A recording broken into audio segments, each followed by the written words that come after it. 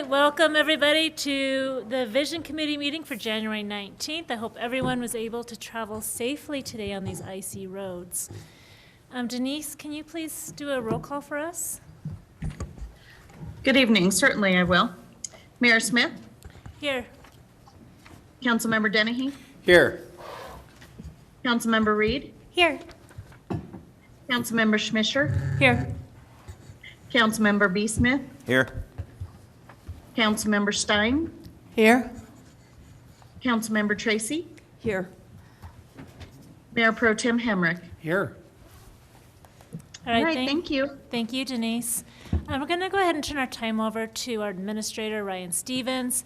He and Christy Gotham have put together the State of the City for 2021 this year and our 2022 goals. So thank you for organizing that for us, and please enlighten us on all of our accomplishments that we have done. It's Absolutely. nice to celebrate them. You know, 2021 was still the year of COVID, but there was still a lot of work that got done, not only at the city, but private businesses as well. And Brandon, my clicker's still not working here.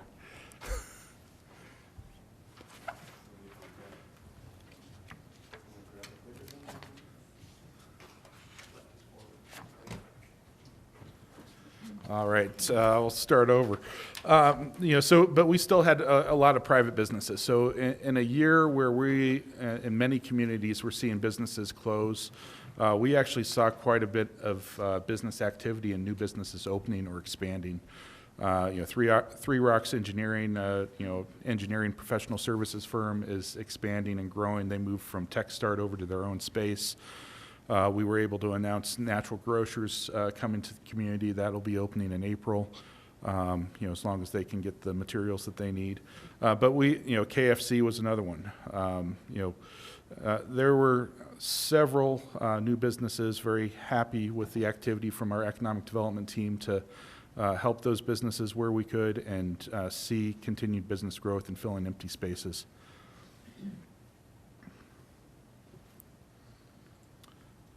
Mentioned COVID already, but we still continued to make progress. Our two-way streets, the sales tax for new roads, replacing our old crumbling infrastructure, those projects continue to move forward. We had North 10th Street from College to Mystic, South 11th from US 50 to Main Street, Evelyn Drive, and then Orchard was the big one last year from Cherry Street to North Elizabeth. In our engineering department, we welcomed our new Public Works Director, Kim Swearingen. She's here. She'll talk a little bit later about some of our upcoming projects that we have coming up for 2022. We've made our pedestrian improvements along Highway 115 South 9th Street, adding that brand new sidewalk along Highway 115, improving pedestrian connectivity there. I don't know if people saw it before, but I saw people riding bikes, pushing strollers. I even pulled over once because there was somebody in a wheelchair helping them get over, tree roots because that stretch was so bad, and we don't have that issue anymore. And we have some of those additional projects coming up this year as well, more safe routes to school and pedestrian improvement projects. Ted Dell, longtime employee of the city, was promoted to our civil engineer position. He's been with the city since 2006. And then the big number, we always get the calls, and I'm sure city council gets those calls about potholes. We tracked them, we're moving to the balanced scorecard, so the way that we track things is changing, and we're getting more granular in how we track different things. But 3,250 pothole repairs, 495 of those were from citizen requests that came in. The rest of them were from streets departments or city crews, identifying those potholes that need to be replaced. Of those 495 citizen requests, about half of them came in from SeeClickFix, half of them roughly came in as phone calls to the department or through City Hall. So.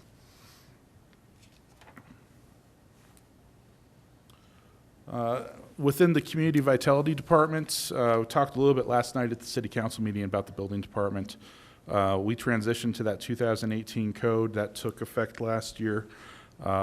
We implemented new contractor and citizen building permits portal on the website. We're continuing to try and make those improvements from a self-service standpoint. So, one of the places that we get the most requests for public records actually comes from the Building Department. So, it's probably say between 60 and 70% of our public records requests actually are for building department plans and things like that. So we're working towards a system where people can go online and actually get those plans without actually having to do a public information request. So that streamlines that process, but also makes it easier for our city clerk and gives some of that time back to focus on some of the other projects that we have. We had 929 permits issued, 152 residential plan reviews completed. Contractors, 574 licensed contractors. And as I mentioned last night, we did over $62 million in valuation, 48 new single-family homes. On the planning and zoning side, you were all involved with the adoption of the new comprehensive plan and the Unified Development Code. That is a big undertaking. Usually takes communities. Comprehensive plan usually takes about 18 months, and the Unified Development Code takes about 12 months. We did them concurrently, and we did them within 12 months. We had the Abbey PDD was submitted, and that was approved. And then economic development, we received that $800,000 brownfield grant, and we had three C-Care redevelopment agreements that went through urban renewal, and we supported the $3 million grant that the Hotel St. Cloud received for their project to move forward on the rehab of the Hotel St. Cloud. Our facilities team is always busy. We have two facilities maintenance folks that take care of all of the city buildings. And one of our crowning achievements last year was renaming the police department to the Chief Martin D. Stefanik Municipal Justice Center, honoring the late Chief Stefanik. That was a very good renaming ceremony. It was very well attended. We're always working on providing clean and safe facilities for staff, but also for the citizens. Whenever we have COVID outbreaks, we have our facilities team come in, and they have a vaporizing system that they spray to neutralize the air and make sure those facilities are cleaned from that standpoint. We did a lot of projects in-house. Our boiler replacement at the Royal Gorge Museum and History Center, we did that in-house, saved us quite a bit of money from having to bid that out. And we're continuing to do that type of work this year, evaluating the police annex, for example. We will put it out to bid and see how those bids come back, but that could be a project that we do in-house with our facilities team.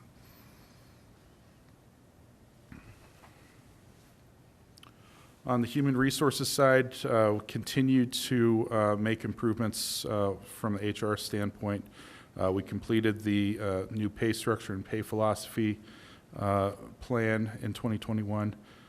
We implemented the revised employee handbook and policies and procedure manual, did a 2021 employee survey, and continuing to work towards the citywide training and development programs.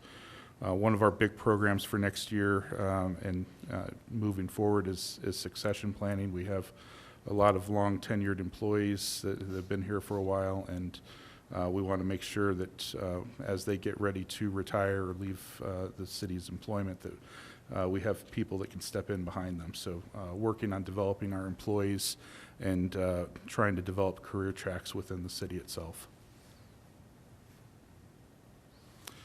IT, again, one of our unsung heroes. Just like facilities, there's only two folks in our IT department that take care of the entire city, and they do a phenomenal job. They're always working to rebuild our servers and our networks, making sure that we have the proper training for cybersecurity and checking to make sure that we're doing what we need to do to not expose sensitive data. Again, just like the facilities team, they spend a lot of time with certain departments and spend a lot of time making sure our police department is up and running from a technology standpoint, and certainly appreciate all the work they did last year.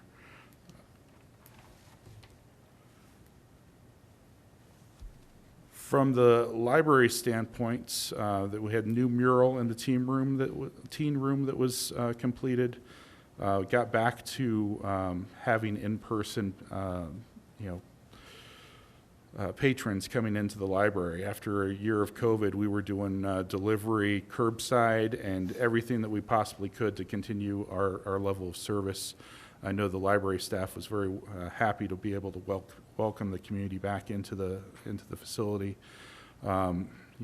Obviously the programming is continuing to pick up and get back on pace with what it was before COVID. The Moores and Macomber concert was a big one, and they're continuing to develop and work on that makerspace room that they have available for the teens. The Museum and History Center is always staying busy. They've done quite a few educational videos. Lisa Stutz, our museum director, also is the main staff person for our Historic Preservation Commission. We designated 3 properties last year as local historic sites. And as we continue with our educational and outreach, we hope to add more historical sites to the registry. And then we're always looking for grants to improve the Anson Rudd Stonehouse. We did have some grants last year to help with the drainage improvements around the Rudd House, and that project continues on every year. Our parks and open space, I think the one thing that we talked about for quite some time was that trail connection between Tunnel Drive and the Royal Gorge Park. And every time I saw Rex, I'd ask him, are we done yet? And very happy to announce at the end of last year that they finally made that trail connection. And we do have a tentative date right now, March 5th. It's a Saturday for a grand opening or ribbon cutting for that trail. So if that works for council, we will move forward with that date. We implemented that forestry division. After the Royal Gorge fire, one of the departments that got cut the most was actually the Parks Department, losing cemetery and the forestry crews. We had all the equipment, and we began to bring that forestry division back. And we're continuing with that program to take care of all those city trees within the right-of-way. We started taking reservations and charging for the campground last year. There was roughly almost $29,000 in revenue that was taken from having the pay for sites for the campground. So, that's continues to be a big asset, and we're looking at online reservation system next year to help manage the campground.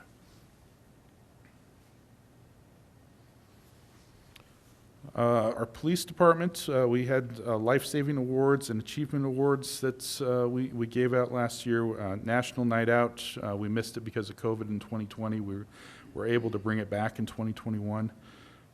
We retired K9 Duke and welcomed K9 Tier, and both Tier and Merlin are now certified. So the K9 program has taken leaps and bounds, and very proud of what our police department is doing every day, trying to expand the training opportunities for our officers and recruiting new officers into that department. And Shop with a Cop was the biggest it's ever been. We serviced 49 youth last year, and want to continue to see that grow. Our stormwater vac truck was a big investment that the City Council made into improving our stormwater system. We cleaned 76 stormwater holes or manholes last year, 10.72 miles of culvert, and 41.56 bobtail dump truck loads of material. The vac truck is a huge asset, and being able to clean these culverts so when we scope them, they can be anywhere from 75%, 90%, even 100% completely clogged. And being able to have that tool to make sure that our stormwater system is working the way it's supposed to, I think that was a very good decision by City Council to make that investment. And as you can see by the numbers, it was definitely needed, and we're going to continue to move forward with that maintenance program and making sure that we're getting to all of those storm drains as much as we can.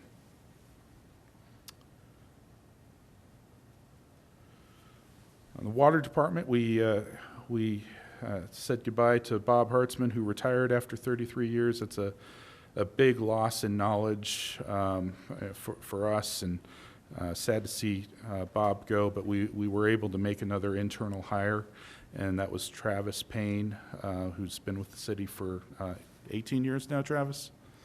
Yep. So happy to have Travis step into those shoes and take over the water department, and have some of that institutional knowledge still within the water department as we continue to move forward. When we're doing 2A street projects, the water department is kind of one of those silent partners behind the scenes that doesn't get as much billing as that 1% sales tax. They have to be able to keep up and replace the infrastructure under the street just as much as putting that blacktop over the top. So we want to make sure that we're not going into those streets again after we put new pavement down. And water department's been doing a great job keeping up with those projects and allowing us to get those 2A street projects done. We also had another internal promotion. Sean Rowe was promoted to the water treatment supervisor, and Sean's been with the city since 2000, so another 22-year veteran there. We welcomed Councilwoman Schmischer, who was selected to step in for the late Jim Meisner, and appreciate the guidance and the questions that we get from Councilwoman Schmischer. And of course, this year we also had our newly elected council members and re-elected council members and mayor. And of course, as I mentioned, Jim Meisner passed away while sitting on city council, and that was a tremendous loss, a great steward of fiscal dollars, and no offense to anybody up here, but when I prepare for city council meetings, I prepare for Jim Meisner asking me questions.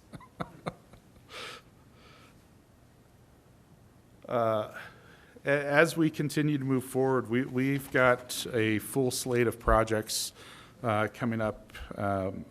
I've got the list here, but I'd like to invite Kim up to talk about what Public Works has on the agenda this year. The 2A projects alone are enough to keep an engineering department busy, a Public Works department busy, but we have a whole heck of a lot more going on. And Kim, you want to go ahead and talk about that? Good evening, Council and Mayor Smith. Kim Swearingen, Public Works Director. As Ryan mentioned, 2A is a big part of our yearly engineering duties. So just a little bit of an update on how we are doing on those. I think I gave a mid-year report last year talking about Reynolds, and Reynolds will be the entirety of North Reynolds to include Pear Street. We are working on that concurrently. We just recently got survey back, so we are starting our design work with our consultant, Vivid. We have moved forward with the water line. As Ryan mentioned, we have water line that we have to take care of underneath the street before we do the resurfacing. We will be meeting probably the next couple weeks to do some adjustments for that. We are going to be also doing Allison North 8th Street and Harding Avenue, probably concurrently as a single bid. We'll probably do that the beginning of the year, so probably in the next month or so, you'll see those bids go out. We hope some local contractors will look to bid on those because those are the smaller ones that we put in place for those kinds of folks. We also will be doing an alley, which is not mentioned on here. That'll be part of between 5th and 6th. It's not part of 2A, but it is part of the streets rehabilitation. Water, those particular projects are actually development related, but we still have to monitor and inspect all those water lines that are being put in place. The relocation of the Parks building from Centennial Park to the Public Works facility, we have a preliminary mock-up of that building completed. We will be meeting probably next week on changes. It's impressive what our employee Keith has done. He has done a 3D model of that building, and he went above and beyond what it needs to look like. But we will be doing a design build on that. We will probably do an RFP that will ask, the Cleary or those types of building folks to look at this, and we will do the site plan with the county, and our building department will do the inspections on that.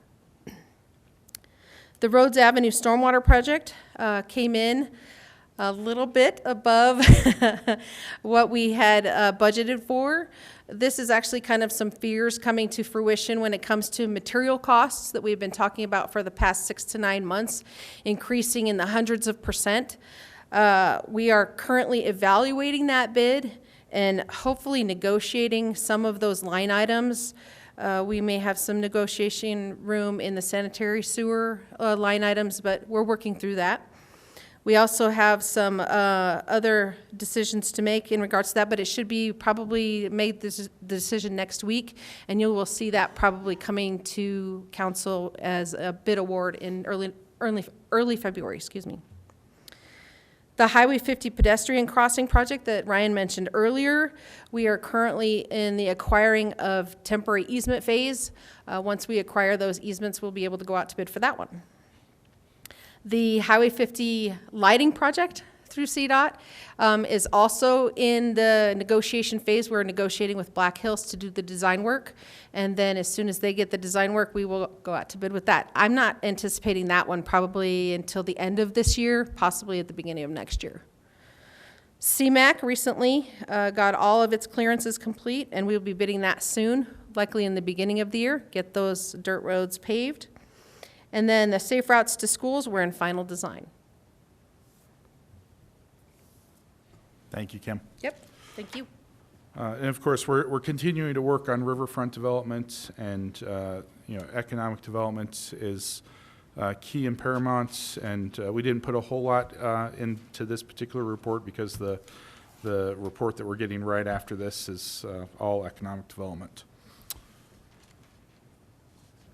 Then of course, the big ticket item for this year is our 150th celebration. There's a lot of work going into the planning of the celebration. It has been going on for the last 6 to 9 months. There will be a new C put up on Skyline Drive. Rex informed me that those materials should be here hopefully by the end of next week. And we have several signature events coming up. The gala will be March 31st. We have the Jubilee and fireworks on April 2nd. Of course, the traditional Music and Blossom Festival will be May 4th through 8th. Movies at the Plaza, Macon Plaza, August 5th and 6th. We will have a concert up at the Gorge, which the Bridge and Park is helping to pay for. That will be September 17th. And we're also looking to reintroduce Temple Canyon and the Ute Tribe celebration on October 8th. And then First Fridays will be feature Fridays with themes for each of those First Fridays. Happy to answer any questions if there are any, but that is the current state of the city and where we're at, and very excited for all of the projects we have coming up here in 2022. Thank you, Ryan. It is impressive, all that staff and city council has done together, and it is exciting to see the progress that we have made in these even with all the challenges of COVID, we have marched forward tremendously well. And just kudos to all the collaboration that's been done, and especially to our department heads. Also looking forward to 2022, lots of exciting things happening with the 150th. And I was really curious, Kim, about the Highway 50 pedestrian crossings and the timeline that you anticipate for that. I mean, it's something we've been working on for over 6 years. And I noticed in this report today that, I don't know, it seemed like every other page, you need to connect the riverfront to downtown. You need to reconnect the riverfront to downtown. And so I was wondering, what do you have for us on that? Well, that's a good question. When we bid it, we will probably have a big meeting, probably likely a public meeting to talk about that, because I think it's very important that we need to talk about not only schedule, but, the closing of the accesses and those kinds of, details with the public, because we don't want it to be a shock. I know that we've already done some public outreach when it came to design. I know we did public outreach when it came to, actually talking about the closures, but until things are being constructed, until people put things in the ground, they can't visualize it. And I'm one of those people. So I think that once we get to that point where we actually have all of our clearances, we will probably have a public meeting talking about, what it is we're going to do as far as schedule. Acquisitions, I think that CDOT has a timeline. I think it's probably a month to 6 weeks that they have to respond and, be able to acquire those pieces of property. But we also have some legal issues that we're having to deal with right now too. So when it comes to access, the traveling public has to be kept safe, but we also have business members that have to be, heard. So we have to, some hearings that we have to go through when it comes to access, and we're still working through that process. So I'm hoping that we will have all our clearances by, I would say, early summer, but I mean, it could be anywhere later than that too. So that's my hope. And it would be our goal to not start any construction until after Labor Day. When the traffic settles down for the season. Correct. Okay. Councilmember Tracy? For those of us who are new, could someone kind of describe physically what the crossing is intended to be? Is it just run through this crosswalk and hope for the best, or is it something going over the highway? I don't know, so. We can get you some information as far as what those plans are, but these are medians with safe harbor spaces to allow pedestrians safe harbor from vehicles in the median. So the medians will go from 1st to 15th Street, and I believe the crossings are on the odd blocks. Is that correct, Kim? I think so, yes. Yeah. Are there hawk signals as well? I believe we had the signal system as part of that as well.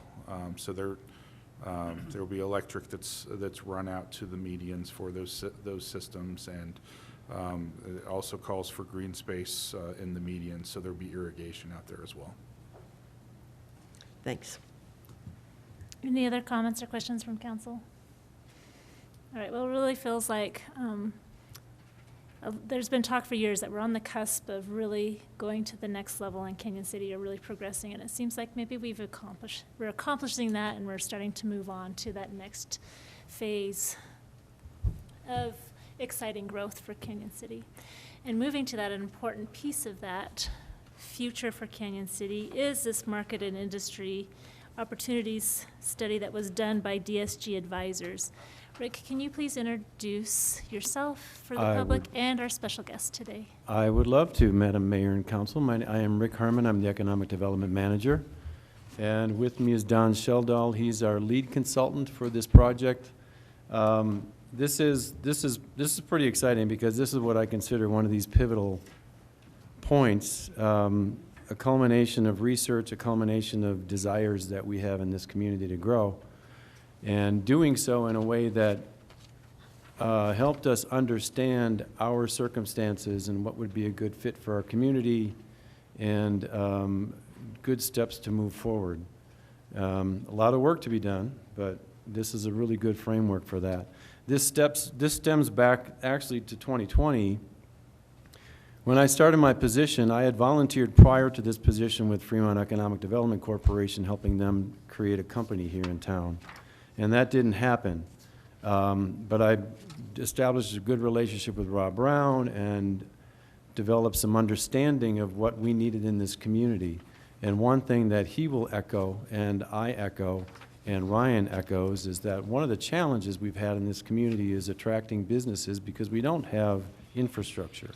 We don't have available buildings. We don't have city-owned property. We don't have industrial parks. We don't have vacant areas that are designed for business, commercial, whether it be manufacturing or commercial or engineering. And when we as a community compete with other communities, we fall short because of that. The cost of starting a business here for some businesses is astronomical because that footprint, that infrastructure is not here. So Ryan and I talked about this back in 2020. What do we do? How do we take care of this? And we came up with the idea to apply for a READY grant to do a study on the community. Not that I wanted to do another study, because there's been a lot of studies done in this community. I wanted a study that would actually lead us somewhere and get us charging orders, so to speak. So we put out an RFP. We were awarded a grant, a READY grant, Rural Economic Development Initiative grant, and put out an RFP for consulting firms to help us with this project. The charge was to help us identify what types of industries we could attract here, where we would put them, and take a look at our workforce as well, which would be part of the picture, determine what types of industries. I got much of the idea for this RFP from a site selector that I met out of Nebraska. I invited her to bid on this project as well, but they were too busy, so she didn't do it. So when we sent out the RFP, my hope was that we could find a site selector to bid on this project and work with it.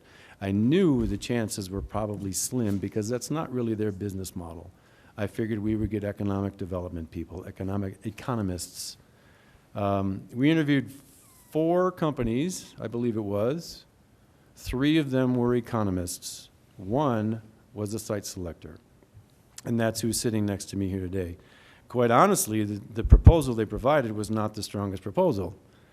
But when they interviewed with us, they hit every nail on the head. Everything we wanted, they provided, and then some, because they also offered the ability for us to meet businesses using a lead generation company. And that's the phase we're in right now. So that brings us to today. DSG Advisors worked with us for the last several months, met several of our community members and stakeholders, interviewed several of them, interviewed utility companies, interviewed property owners, and brought us this report. Now, it's important to note in this report, like any planning that the city does, a lot of this is very high level. It's very high level conceptual. In other words, there's 6 properties listed in here as property visions for this project. It's very possible that when we start to move forward with this, and many of these won't be available anymore. Most of them are private property. Most of them are conceptual in nature. One of them in particular was brought to my attention when I started this position, and that's the Reynolds Brothers property. But the rest of them are really a bird's eye view of Canyon City based on our workforce, based on our economy, based on the types of industries we already have here.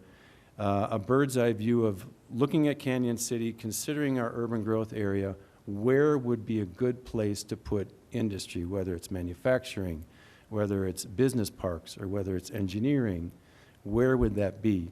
So the properties you have here, I've got to throw a caveat out there that these are conceptual again. There's nothing set in stone here. There are property owners that we haven't spoken to about this. We just looked at the map and said this would be a very good place to go. We will be having conversations with these property owners.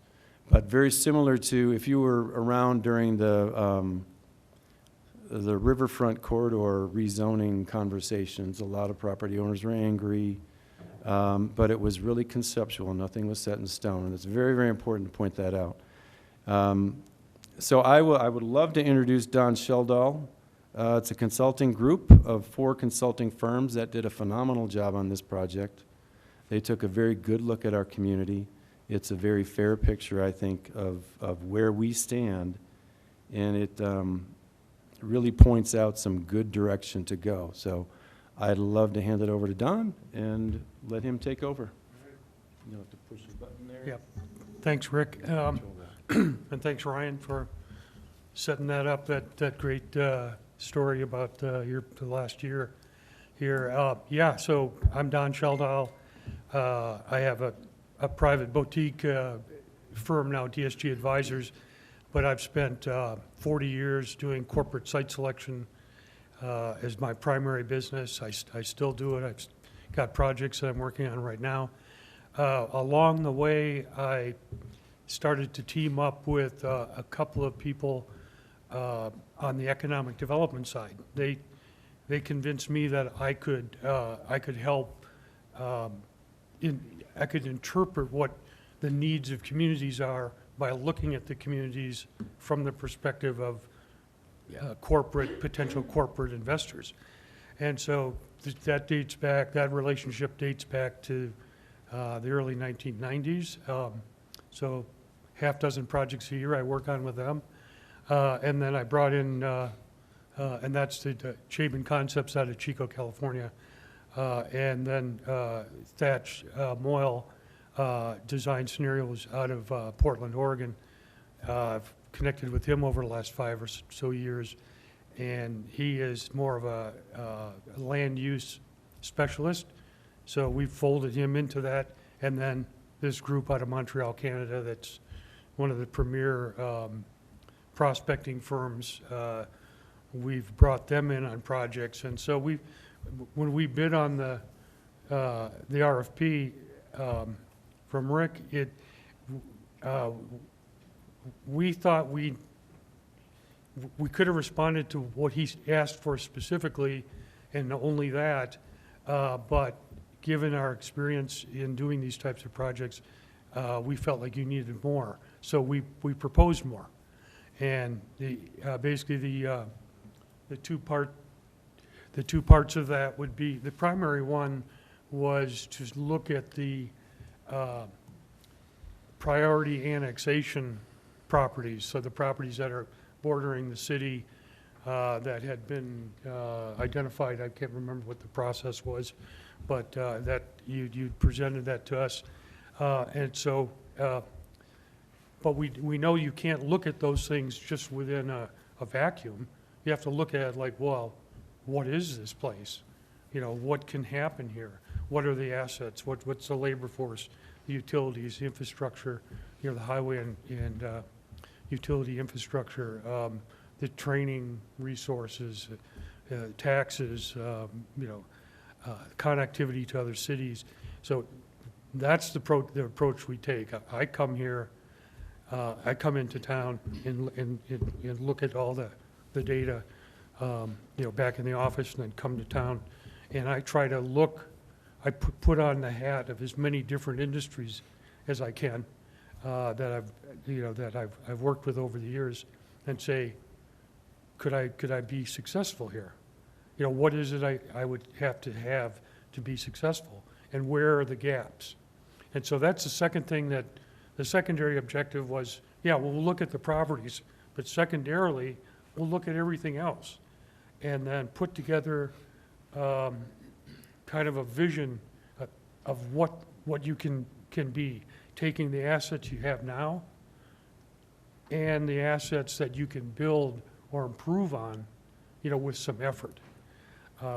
And I think that's really where you want to go. And Mayor, you mentioned that, you know, the city's on a roll, and I think the things that we've outlined for you to do, we've given you.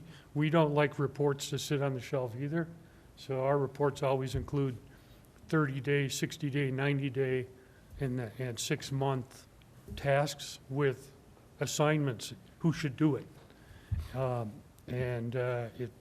So it shouldn't sit on the shelf. You should be working on it. So here are the four firms. My group, I'm out of Cleveland, Ohio. Chabon's out of Chico, California. Urban Scenarios out of Portland. And Research FDI is out of Montreal, Canada. And I can tell you, doing this work for 40 years ago, companies and communities only wanted to work with one entity. And so it had to be in-house. The way the world works now is collaboration, finding the best talent is how the world moves forward. And we've been very successful doing this for, as I say, 20 years. So the study approach, again, is the asset inventory, and that we all sort of work on that, but that's really sort of my thing, is to come into a community and see what's here and to put it into the different silos of how can these assets attract investment. Then together we look at the things that aren't quite working well and what needs to be fixed. And then we realistically take those things, take the assets, the gaps, and put it into a value proposition. So the whole idea is to attract investment, right? That creates jobs for the community. Companies will invest when they think it's in their interest to do so. And so communities need, in this age of so much information out there, so many alternatives, companies look for a clear and concise value proposition that's directed at their industry, and they use that to help decide where to put where to make investments. And so we came up with some draft value propositions around different industry targets, and then marketing outreach, as Rick says, working with the folks in Montreal. You've got some meetings set up, I guess, and that's moving forward. So just give you a little, a high-level 10,000-foot perspective on corporate site selection. It's a process of elimination. I'm working on a project right now for a aerospace manufacturing operation, a company out of Germany. And in our initial screening area, we've identified 38 communities in a 5-state area. And we're doing a high-level analysis of that. We'll narrow that thing down to do a little more in-depth, still back in the office type of research. When you get down to the short list, we'll bring it down to 3 or to 5 communities. We'll go to each community, and in the end, one community wins. And you've got to do everything right to stay in the game. And this is how it works. So you are competing. Let's see. You're competing globally, and regionally and locally with other communities. And so a value proposition answers the question, what would a business consider Canyon City? Why would a business consider Canyon City over other locations? And I can tell you, going back 40 years, it wasn't so difficult to get on somebody's radar. I called it back then the cornfield and the handshake, and the mayor would take you out to the edge of town and say, hey, I know the farmer here, and maybe they'd sell you the land. And yeah, okay, let's do it. Now it's completely different. Companies want to go to a community that has well-defined industry targets. So in other words, you know what that company, what that industry needs to succeed, and you've created those assets for that can be tapped into. Number one thing you have to have in terms of physical assets are ready sites and buildings. That means like ready to go. And I can tell you, Canyon City does not, you really don't even have sites ready. You've got some buildings, but they're not even on the market. I mean, there's really nothing here that's ready to go. And that is, that's going to eliminate you just right off the bat on just about every project. A community has to have available labor, competitive wages, training resources. Again, resources geared to the targets that you're trying to attract. Broadband capacity and redundancy, reasonable taxes, reliable and cost-competitive utilities, quality of place attributes, and there again, that can be geared to the industries you're targeting. I did a project in Junction City 4 years ago or so for a company that made those big fat tire road bikes for trail. And so the quality of place attributes for those guys, that was like, where can I go whitewater rafting? Where can I bike? Where can I do this? But if it's a different kind of industry, maybe they don't care anything about that. They care about, they want the opera in town, or they want music every night. So business-friendly permitting, reasonable fees, aggressive timelines for moving projects forward, deal closing incentives. Incentives should come at the end of any project. We never recommend to a client, go to the place that'll give you the most money. That's a bad strategy. It works well for a year or two, but then if you're in the wrong place, you're in the wrong place. And I can't see what that last one is, but, stakeholder engagement in community betterment. I think you have that here. I think you could definitely improve on your coordination, and I'll get around to that. So what we see as Kansas City development challenges, the workforce commute pattern, I mean, that's something I think you've been struggling with for some time. You got a lot of people leaving the community to work. You have a lot of people coming in to work in the prisons, but they're not engaged in the local economy. So yeah, there's a lot of movement of people back and forth, but you're not quite capturing all that.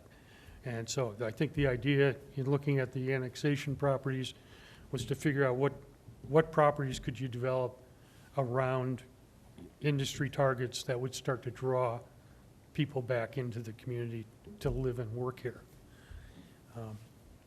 And again, I mentioned the development-ready commercial and industrial real estate. The aging demographics, here your population is getting older, which means you don't have a good pipeline of workers coming up as the older people retire. You have great education system here. You're doing a great job of educating in public education, but we're seeing a lot of kids going to college and then not coming back. And so that aging demographic sort of pushes that thing, or is a measure of that. Main Street, you've got a beautiful Main Street. It's just it's underutilized. There's a lot of vacancies. Doesn't seem to have a plan around it. And I see deteriorating conditions that maybe a lot, people that live in a community, they don't see as easily where the rough spots are, where the scars are. But when, you drive by it every day and you maybe don't take note. But when you have a site selector come into town or a corporate executive, that's the first thing they look at, I mean, they see it and they go, geez, why would they let that exist, And you've got a lot, I'm glad to hear about the road projects. You've got, a lot of your roads are in very poor condition, and that's what people see. They're not looking at the really nice building downtown that's been restored. They remember the deteriorated conditions. So Main Street there's so much potential on your Main Street to really raise the bar. The seasonal tourism and spending patterns is really, it's perplexing. I don't do a lot of work in tourist-focused communities, but the fact that it's such a short season, there's so little, there are so few resources here that are geared to capturing the dollars from tourists. You know, you don't have a lot of hotel spaces, you don't have the kind of shopping and restaurants on Main Street that, you know, tourists who, you know, they're going to the gorge, but then I think they turn around and they go back out of town. You need to give them a reason to come down on Main Street and shop. And then I know there's this opportunity to extend the season, and we talked to the folks from the outdoor industry and in town here, and there's a lot of excitement about extending that season and having things in the fall, winter, and spring. Quality of place. I mean, this is a very nice town. I would live here, but there's a shortage of housing, kind of at all levels, and that's stifling the workforce. There's an absence of quality hotels. You have diverse recreation opportunities, but it's not. I don't think there's enough diversity in it. There's not. Unfortunately, the rec center didn't pass, because that's something people coming from the outside, they want to be able to plug their kids into, you know, recreational programs and other things. But a quality of place makes it easier to attract and retain workers.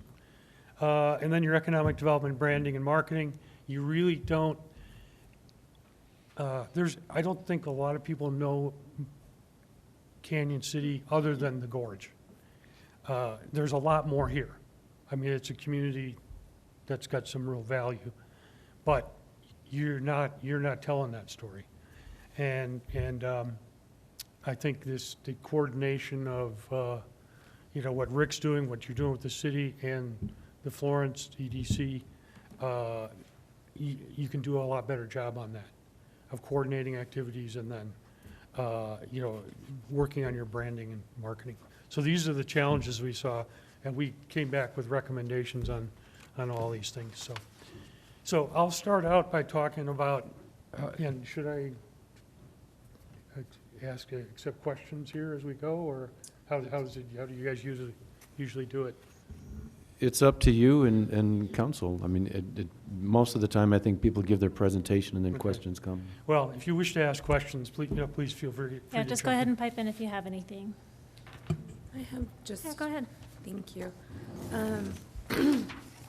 And apologies if you're getting to this later, just let me know. I was curious, when you say slide 6, the value proposition answers these questions, business-friendly permitting, fees, and timelines being one of the elements. I know that that's something that the city and the council have really, really focused on, and I'm wondering if you analyze that, and have we met that mark, or is there still a lot more work to be done? And again, just tell me if this is coming later. Yeah, a little bit of that's coming later. I think you're probably okay. We didn't dive too far into it. We were more interested in what the perceptions were of how you're doing, as opposed to diving into your rule books and things. The perception is not very good.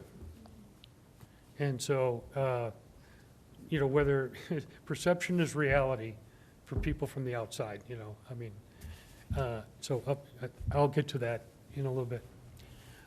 So again, the starting point in this whole thing was to look at the annexation properties, potential annexation properties, and then also look at sites within the city. And here again, as a site selector, I'm looking for properties that are ready to go. They got the right zoning, the water and sewer is there. You know, the sites are relatively flat. There's good roads going to them. You don't have incompatible neighboring land uses. So every property we looked at, I don't know how many we spent, I think we drove 1,000 miles in about 4 days. But I know this town like the back of my hand right now. And these are the sites that we came up with. These are the sites that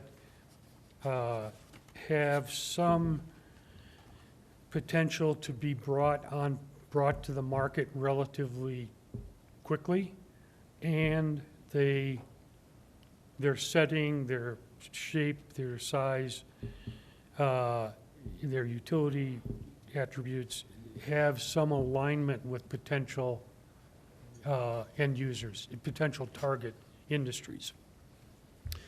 And so I'll just go through these. Well, I've got a couple of points to go through first, but I'll go through each property and tell you what we were thinking. Now, none of these sites are actually ready, you know. And I mean, our goal was to pick out the sites that are ready to go. Yeah, none of them are really ready. But the targets, so one of the things that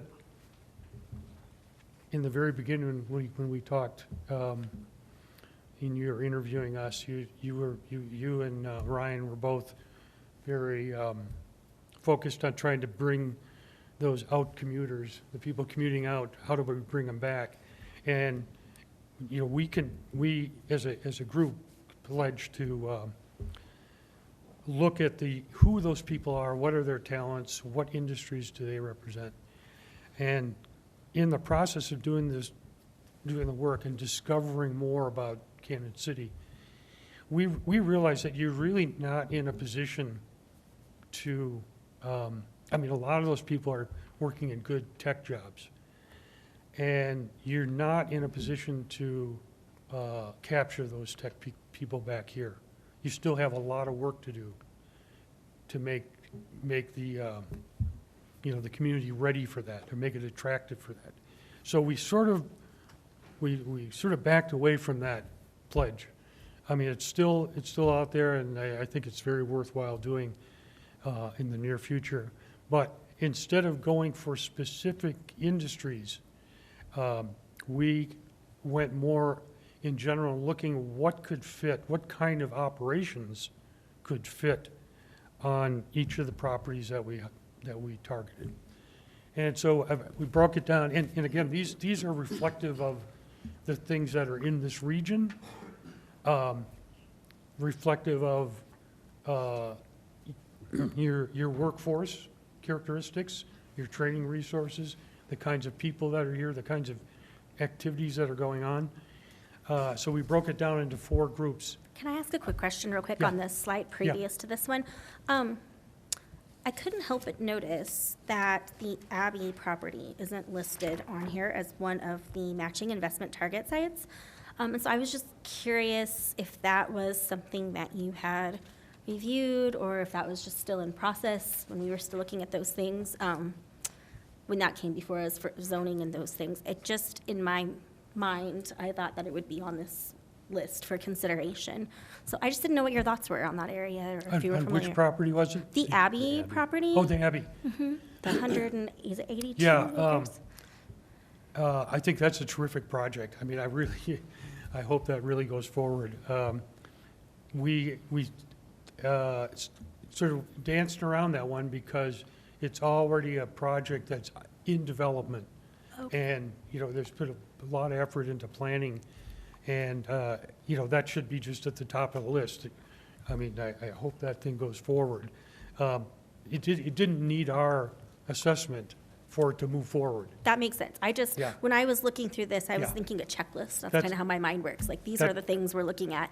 So I guess we'll just add the letter after that mentally for the Abbey spot. So- Thank you. Along those lines, would it be fair to say really what the Abbey property does is it fills in some check boxes, some necessary check boxes Yes. for site selectors to say, oh yeah, they've got that? Yes, absolutely. I think there's a recreational component to that, right? Field, ball fields and things. That's critical. I mean, people coming from out of town, they got kids, they want their kids to play in soccer leagues, So they're looking for a giant field with 9 soccer fields. That's what people look for. Why, you don't have that here. You got some nice ball fields, but they're a little tiny, a couple here and one over there. So, yeah, you're right. That checks a couple of the boxes, yeah. So you've got one sizable manufacturer, what I would call a true traded sector manufacturer in town. That's Interroll. Interroll, yeah. Interroll.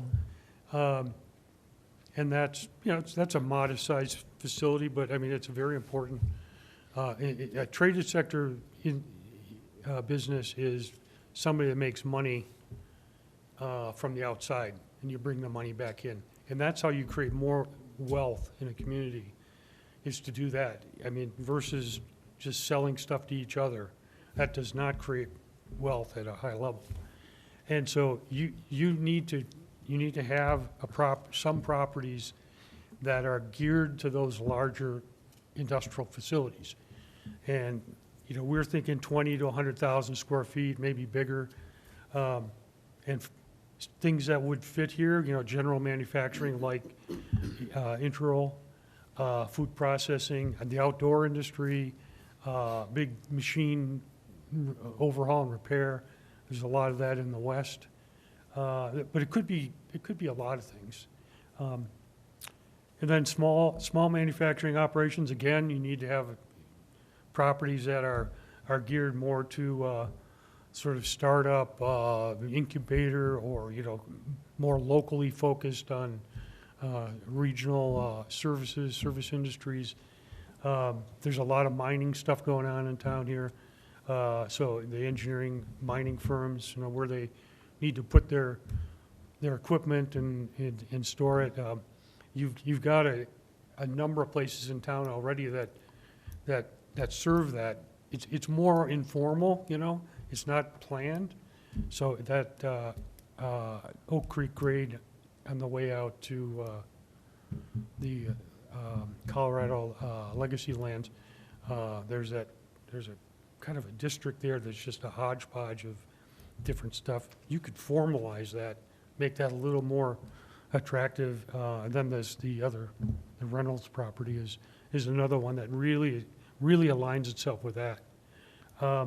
Technical services, this really starts to lay the ground for bringing those people back from commuting to the east. Technical services can be an office building. It might be a light manufacturing facility. A lot of them are multi-tenant operations. You know, I could see, you know, some nice office building, nice office park on the edge of town, and I'll show you where I think that should go. But you need to create that environment that controls, unlike the small manufacturing operations that just want to be in a place and just left alone. We want to be able to put our old equipment outside. You want to create an office industrial environment that's clean and, you know, it's got landscaping and you know, tenant build-out requirements that projects a more positive image. And then the small business incubation. I mean, this was a great surprise here in the visit here. Are all the kind of creative new business people in this area. The TechStart in Florence is an amazing thing. I mean, the amount of, you know, energetic people doing stuff around here. And boy, that's the best way to grow an industry or grow business, is get, you know, if you invest in 100, you might get 2 or 3, you know, big companies that come out of it. So those people need flex space. They need space that's interesting, you know. I think that helps them to attract the talent that come. You know, the downtown is maybe a perfect place for that, but, you know, multi-tenant, flex space, industrial office space, 500 to 5,000 square feet, that kind of hits that target. So there is not much right now to support that, so.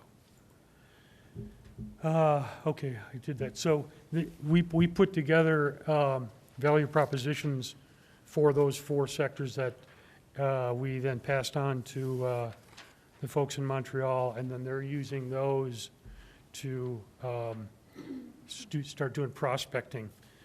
And so this is just, again, trying to call out some of the very positive things about Cannon City. I don't know why we don't have the maps in there, but yeah, somehow they got left off this version of it. But there should be the pictures of the sites there on the right. And these are kind of these proof points in a value proposition, proof points as to why a company should look here. And the more things that you do on addressing the gaps, then the more things you can add to this. And then your story just gets better and better. Okay. So go through each of those 6 properties. The Colorado Legacy Land, and I should say, following up on what Rick said, we just took a high level look at this. We weren't going to be out there, spending weeks, looking at soil samples and reading lengthy reports. And this is certainly one of those sites where you could do that. We took things more on the face value. This area had been designated as a priority annexation, potential priority annexation site. So we took it that at face value, went out there and looked at it, looked at the Legacy Lands master plan. I don't think they called it a master plan. They called it some kind of visionary plan or something. And they called for, this is out of that report, this apparently is the most contaminated part of the property, but they called for this to be industrial. I see it as a bit problematic in that it's, the contamination aside, it's sort of rolling and it's complicated and there's some structures on it. But we said, okay, you think it should be industrial, okay, I think that's fine. We think that this area here that's right now in that visionary plan was designated for residential. We think this is maybe better suited for industrial. If you think about this, the topography here, there's a ridge that runs along here. And on the other side of that ridge, there's residential, and then Interall is over there, and there's a couple other industrial sites over there.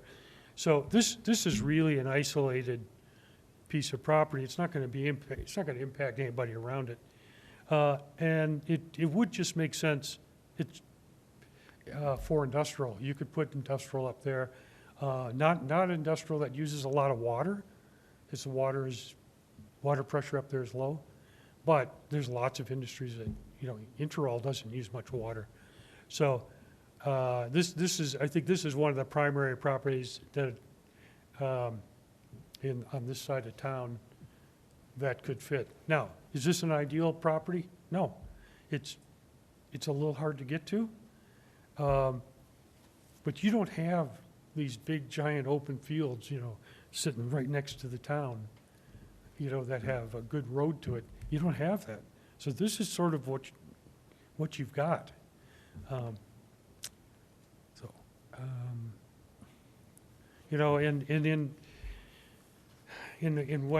good power out there. I think obviously the Legacy Lands probably used that operation used a lot of power. So there's good electric power out there, and there is water and sewer. The road's not very good, but in Western smaller community tradition, that's probably okay. If you were in the big city, this would not be an acceptable road to put an industrial park on. but I think you're probably okay. Maybe use a little bit of an upgrade.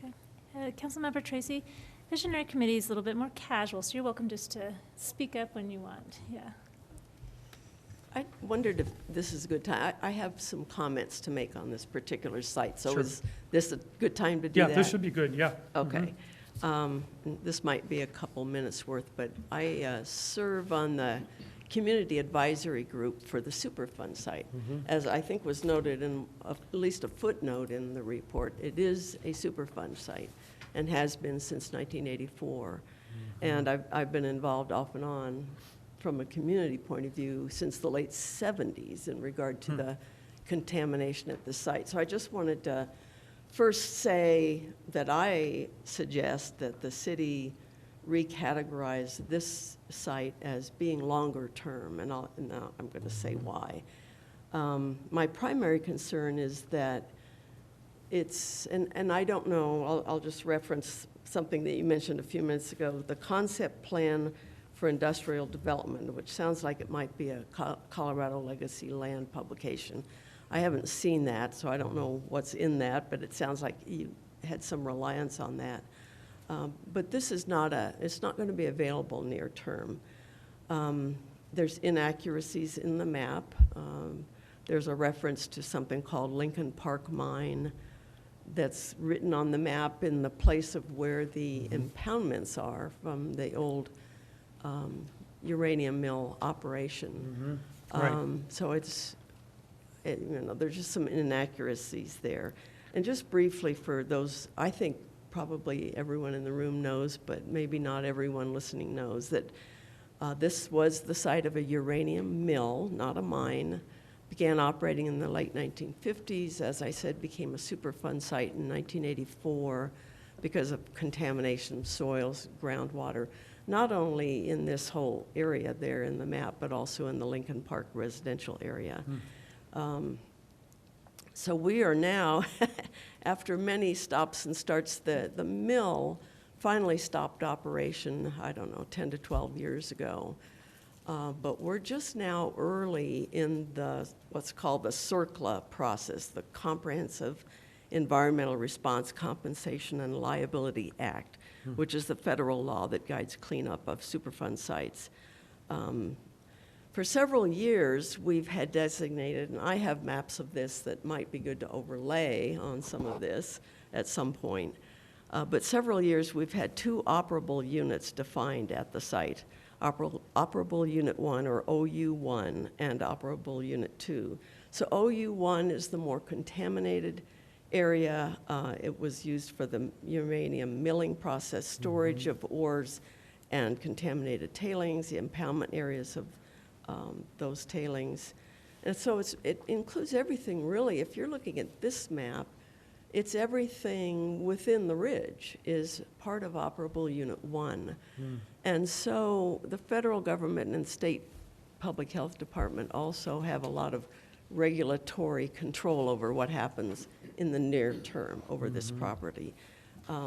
Operable Unit 2, OU2, is basically the residential area of Lincoln Park that had soils and groundwater contamination from this operation.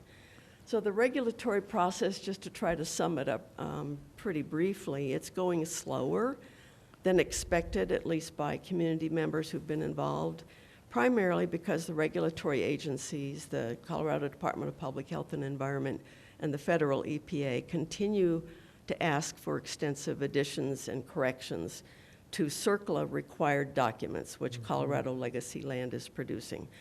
For example, in October of 2020, so about a year and a third ago, the EPA was projecting at that time that during the year of 2021, last year, that we would see finalization of the draft remedial investigation report, we would see submission and approval of the RI work plan, beginning of environmental testing to fill identified data gaps.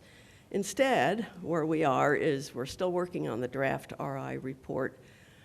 The company, the site owner, was required to submit a second version of that, and that's still being reviewed by the regulatory agencies.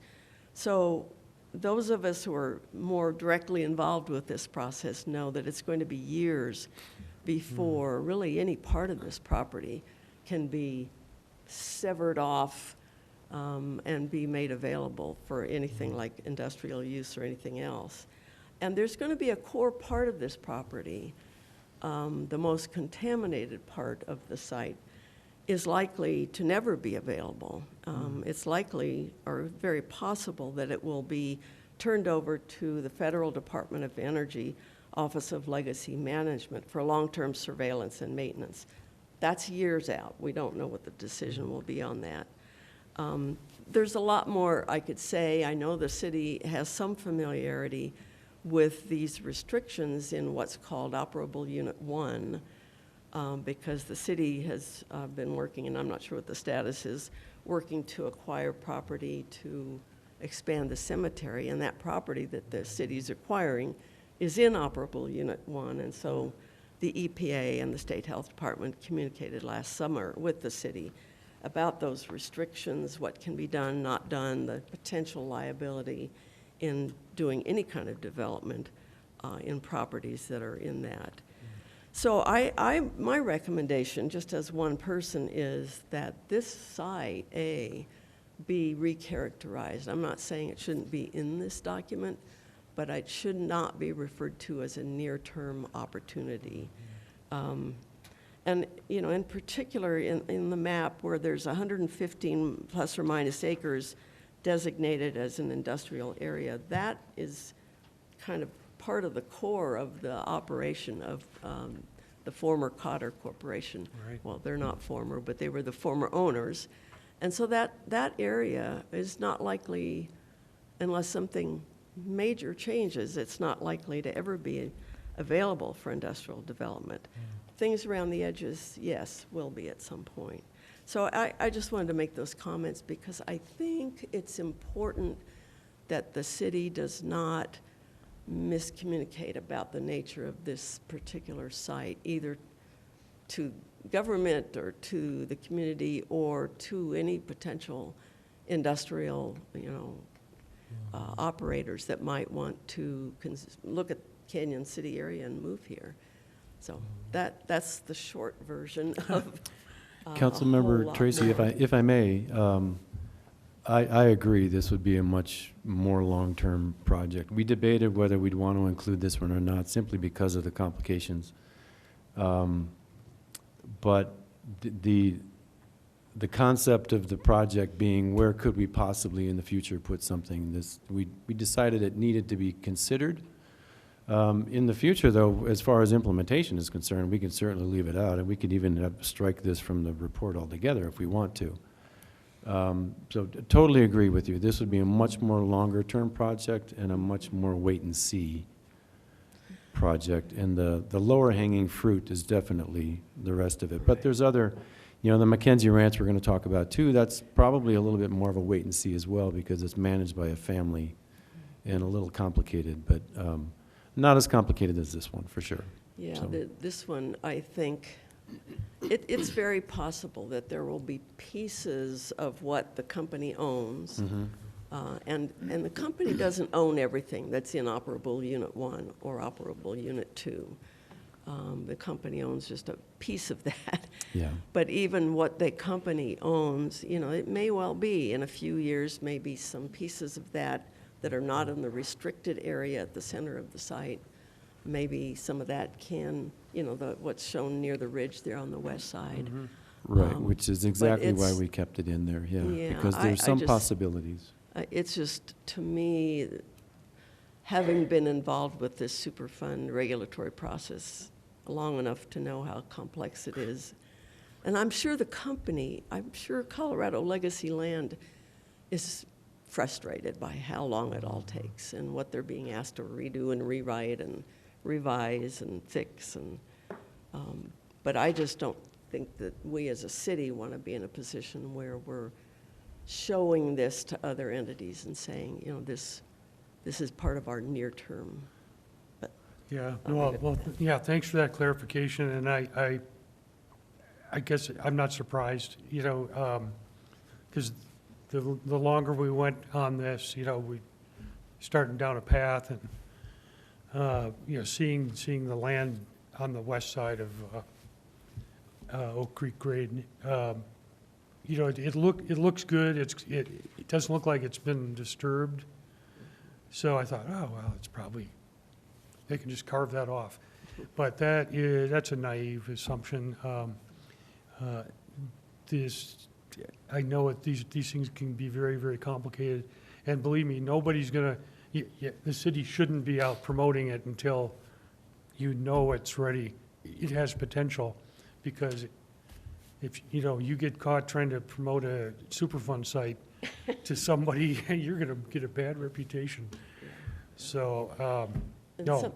Something I didn't say, just to make a little clear that I should have said, is that because it's fairly early in that CERCLA process, that federal process, one thing we know for sure is that there will be more testing that will be required on-site, near the site, maybe even several miles from the site. We don't know yet, we're so early.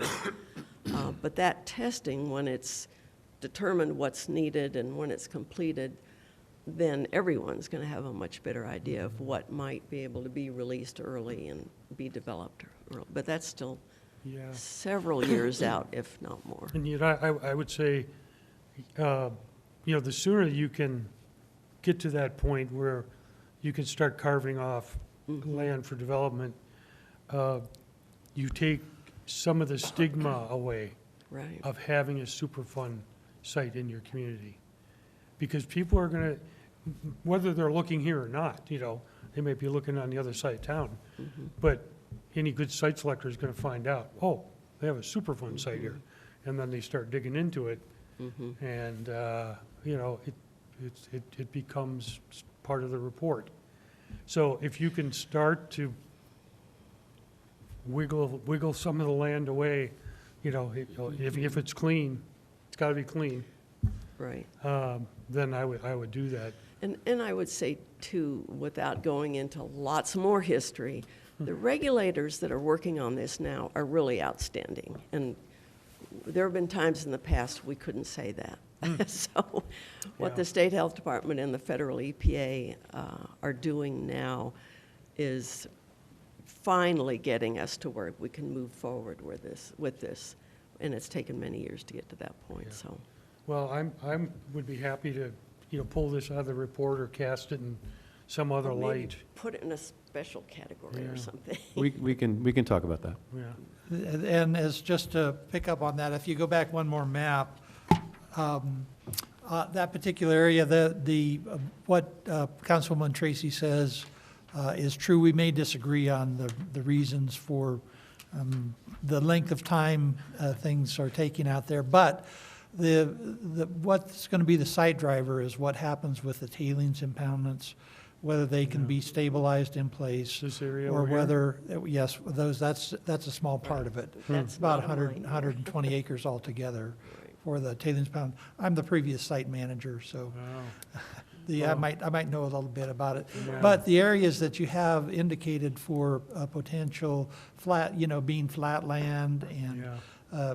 perhaps easily developed, if the tailings are stabilized on site, large amounts of clay are going to be needed.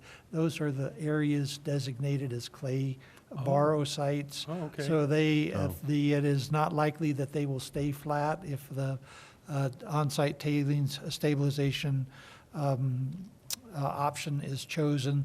And the other thing about the 8-inch water line out to the side, I believe that was installed in 1954. It's cast iron.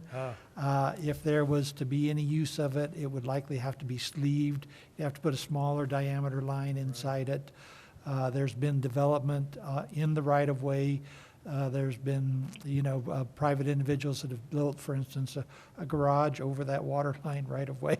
So there's additional complications. The point there, Councilwoman Tracy's point is well made, that this probably is not, there's the final configuration, site configuration that's going to control everything, and that's a long way in the future before Yeah, that's okay. decided. Yeah, fair enough. I probably should have, we put these in letters rather than numbers, because numbers sort of convey rank order. And probably should have started in the east and went A, B, C this way. But we just, randomly started with this one, so, you know, your points are well taken. Okay. So then just to the north of that, again, along Oak Creek Grade, and I think this is Forge Road. There's a little gas station there. All the way down to, what is that road? Is that Elm? Yeah. Elm, yeah. Elm. This whole area is just kind of this mixed bag of vacant property with a railroad track running down the middle of it. And it's, you know, it's pretty frontierish looking out there now, you know, with no formal landscaping or anything. And these are businesses that kind of look for that kind of a place.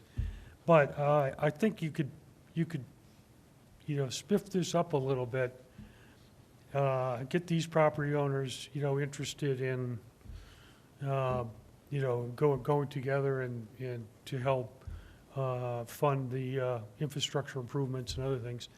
And you could start to market this as a, you know, as a viable location for again, these smaller industrial operations that are really a backbone of this part of the country, right? I mean, the western states, you know, you're doing a lot of things in, you know, minerals and machinery and other things. So, you know, a community like Kansas City, this is a very important part of your, you know, the economic engines that drive the regional economy. So, On that particular map, just another comment, not to beat the Superfund horse to death here, but the 1.75 acres underneath the vacant business buildings, that actually was part of an ore receiving area for Cotter. It is likely that that is going to be swept up in operable Unit 2 at some point. The state has declared that it was clean based on work that Cotter had done there in the past, but the Superfund process, when it comes in, kind of erases all that. You have to go back to square one and reprove that's clean. So I would suggest you drop that off the map as all right. potentially available. So they were bringing ore in and then transloading it at that Yes, point? that was cleaned up in the 80s, but that was a different time. Yeah. Well, I'd say make it a nice little pocket park, you know, just like, because, you know, it could help to define that area. That was actually called the Nonak site, which is backwards for canyon. All right. So did they bring the ore in on rail? Yes. Yeah. So the, you know, one of the recommendations is, in the end, is to investigate whether this rail can be brought back into service and what that would take. Because, you know, there's a need for rail served sites. You know. So then downtown, as I said, it's a beautiful downtown.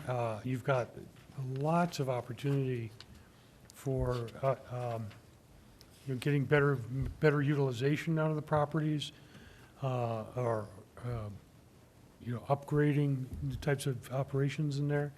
More retail, you know, on the street level.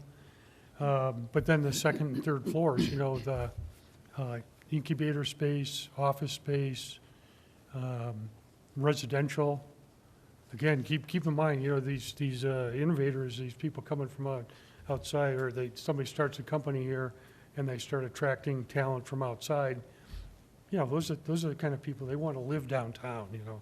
They want to live on Main Street or nearby.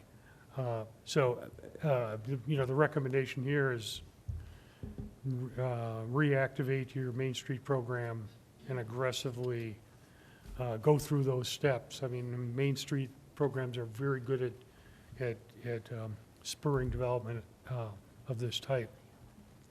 And there just seems to be great interest, like the TZAC property is huge, you know. The Stan Burris property, I mean, that guy, If his vision is real, I mean, he seemed like the real thing. They're doing work on that St. Cloud Hotel. I mean, his vision for connecting St. Scholastica, the couple of buildings down a few blocks over, connecting into your, crossing Highway 50 to the river. I mean, these couple of blocks right here could be like this completely new town center, and development would just push off from it. So when you got somebody that wants to spend money, yeah, take it. Take the money. So this is the Reynolds Brothers property. This is the property that's probably most ready to go, and this is not in this is an annexation opportunity. It's in the county. So 7 acres there, and again, this is another little pocket here of that light industrial kind of, rough industrial looking operations. It's tucked away in a corner. It's not bothering anybody. And the more of those types of companies you can serve, the more you're going to capture of that. And this would seem to be a perfect opportunity for it. I guess Mr. Reynolds had already done some thinking about parceling this out. And the beauty of it is these roads extend right into the site. The utilities extend right into the site. You're behind the Walmart, I mean, nobody's gonna know you're there.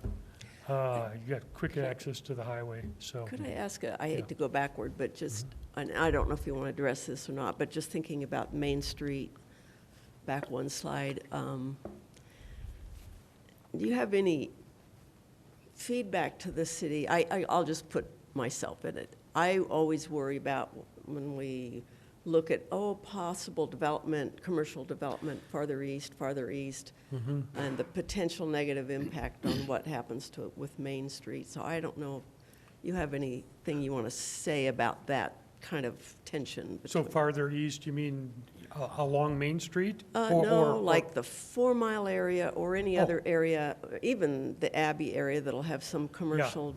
Does that then put more pressure on Main Street? Yeah, I don't think so. I mean, you have to be selective about what you promote.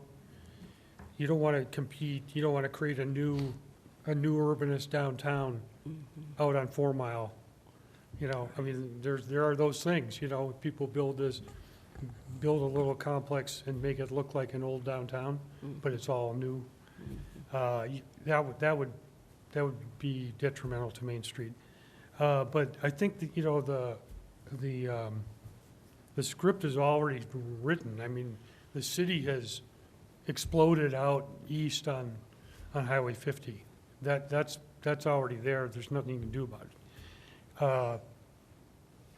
Main Street, it has a place in these situations. I mean, it's everywhere in the country. And it's about having the right mix of businesses downtown and that align with the opportunities. And this is, Main Street should be flooded with tourists, during the summer. I totally agree. But I think one of the things that we struggle with our Main Street compared to other Colorado cities, such as Ouray, Montrose, Trinidad, is the highway runs through their Main Street.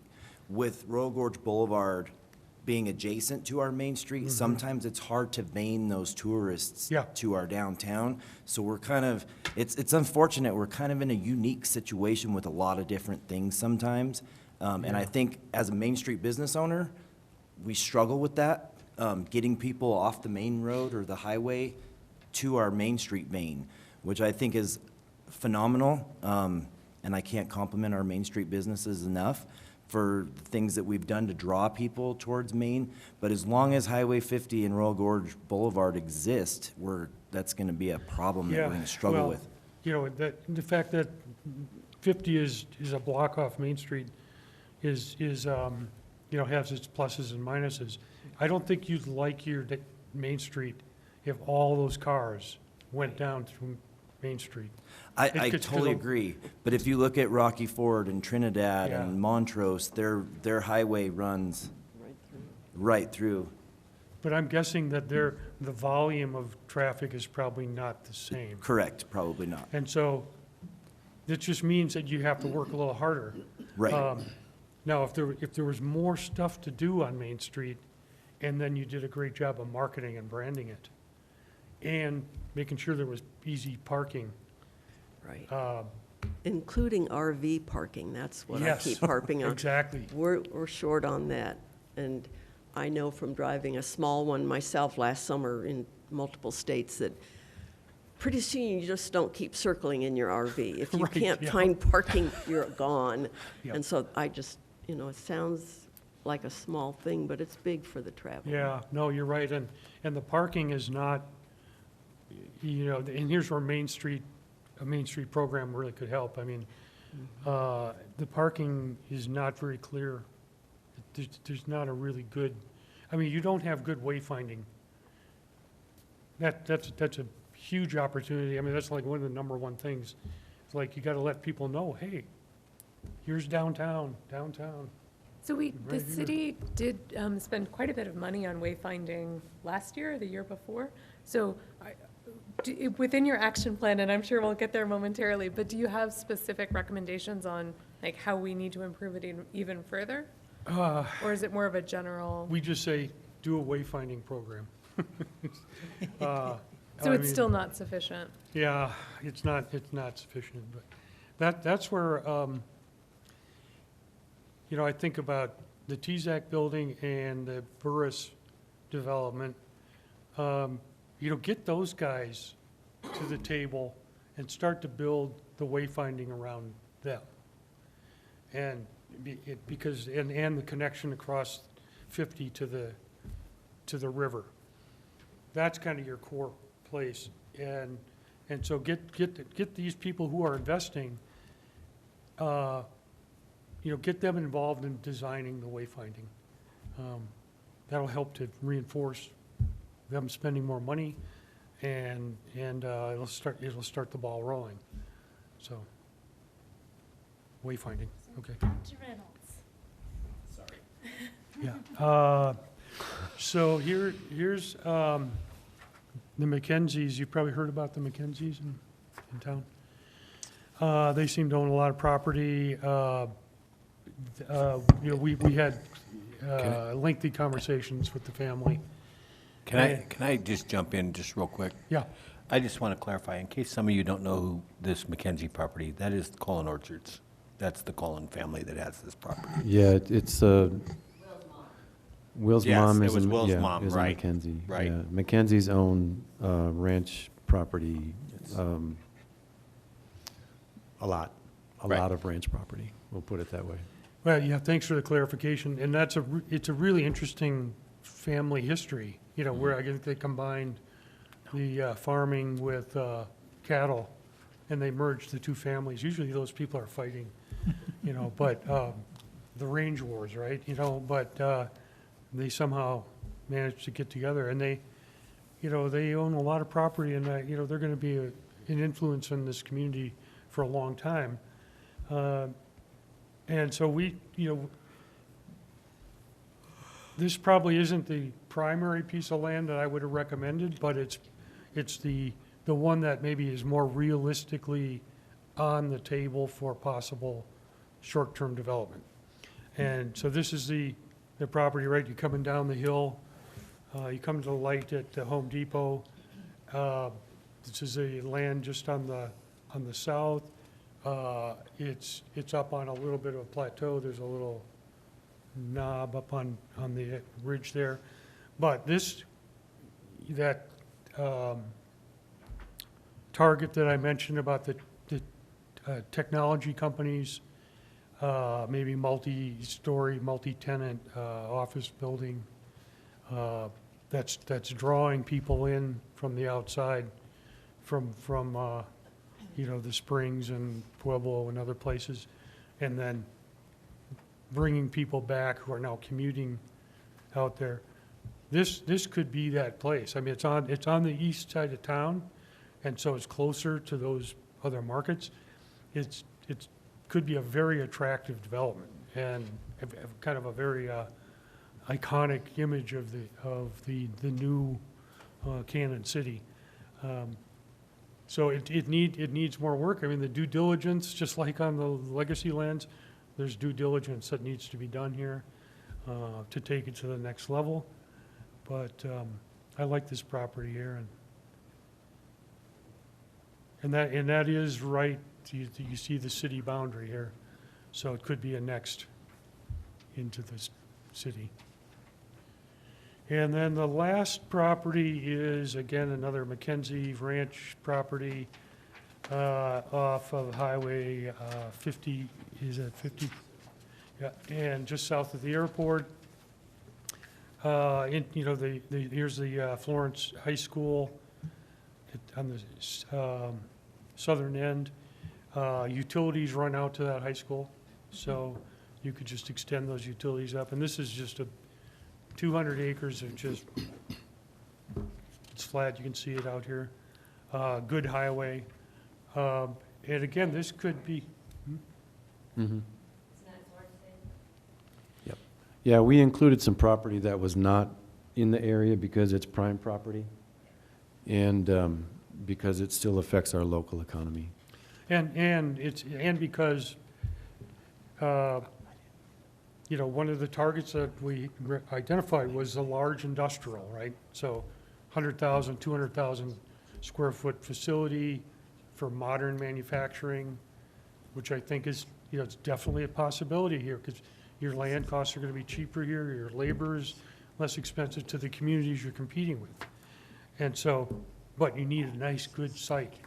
And other than the legacy lands, there's not a spot in the city or in the annexation properties that meets that requirement. So, okay, that means we have got to jump out, and this is the next best location, in my opinion. And I could tell you about why we didn't pick some other ones that you may be thinking of, but I think this has a lot of potential for a nice, big industrial building or multiple industrial buildings that are serving that traded sector. Just one quick comment. I guess I'm a little concerned that we didn't speak to property owners before we did this site selection exercise to make sure that they wanted to have their properties included. So I guess I'm wondering, is that I can give you an example of Okay. why we didn't. When we talked about the Colin Orchards, or excuse me, the Mackenzie Ranch properties, I talked to Will Colin specifically about certain areas. And because of family dynamics, because of organizational dynamics, he would need to know what we wanted to do with it before he would be willing to talk about it. In the cases too, I've talked to other people too, would you be willing to sell for this? And they want to know why. What are you going to do? I need to see something. So to go to them and say, would you be willing to do this? If they can't see the concept, it tends to be empty, and I think it's just much more, beneficial to bring them a concept and say, we've given this a lot of thought, we think this would be a great opportunity, we'd like to partner with you. It's possible they'll say no, and that's why I said it's possible some of this property won't even exist anymore. But that, and because if you were to try to go down the road of talking to all the property owners, there could be 10 different property owners in some of this stuff.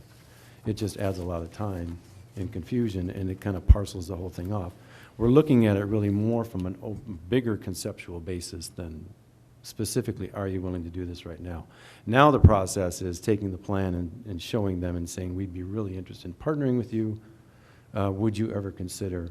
But it gives them something to look at and say, well, this is not a bad idea, or, it's not going to happen. I'm glad to hear that you at least had that initial conversation with them before spending the time and effort and funding, because it would be, I think, not great for people to see their properties included in something like this if that initial conversation hadn't happened. So I'm really glad to hear that you guys did do that at least. Well, and I think a part of it too, like when we did the riverfront corridor plan, there were a lot of property owners that were like, you're not touching our property. This has been in our family forever, but we still, so that's fine. You know, we have no intentions of touching your property, but we still have a plan for maybe someday, their children or their grandchildren may. And at least there's a plan when they have a desire to maybe, sell the land, that it fits into a bigger master picture of the possibilities of what they can do with that. So it I see that kind of from, guides their vision of what could be. I see that from a possibility standpoint. I just think from a transparency standpoint, you definitely need to have the conversation so that it's Yeah. not a surprise to anyone and so that they understand that that's the intent. Yeah, and I think, I mean, we had some conversations with a few property owners, and that actually helped to kind of shift where we focused away from some of their sites to another one. But Well, that's true. You had conversations with the property owners that I didn't even know yeah, about, so. yeah.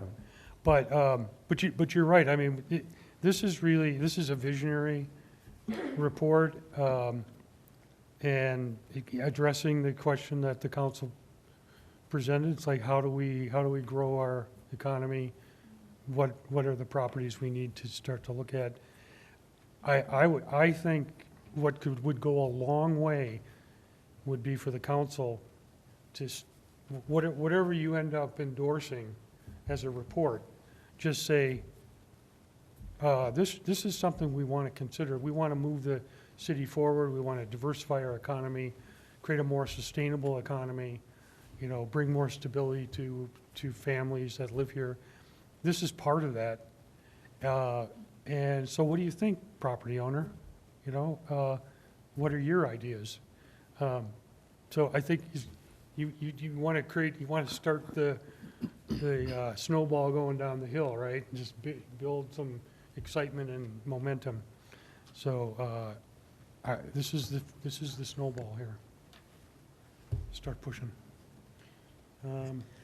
So here's the, I'm sorry, I was going to say, back on Yeah. that map, the Site F, are there any, with an airport nearby, does that drive any restrictions on how that particular property could be used? you know, that's one of the things that we have in our report, is to check that. Oh, But personally, I would say no. It's not in a flight plan. It's actually at a lower elevation. And it's not in your approach apron. Right.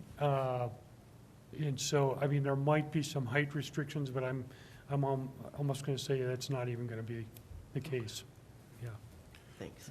Having a site close to an airport, even a municipal or county airport, is a big plus for a lot of site selectors and businesses looking Yeah. to relocate. Yeah, it could be a complementary function, you know, because there's really nothing between the runway here and this site. You know, there could be development on this side. Yeah, I mean, so this is where our report's always like, okay, get to work. And, you know, we've got the 30-day rollout, and that they basically just roll it out to the community and the stakeholders. Get everybody aware of it, you know, that there is this thing coming, and start to establish annual or quarterly and annual reporting.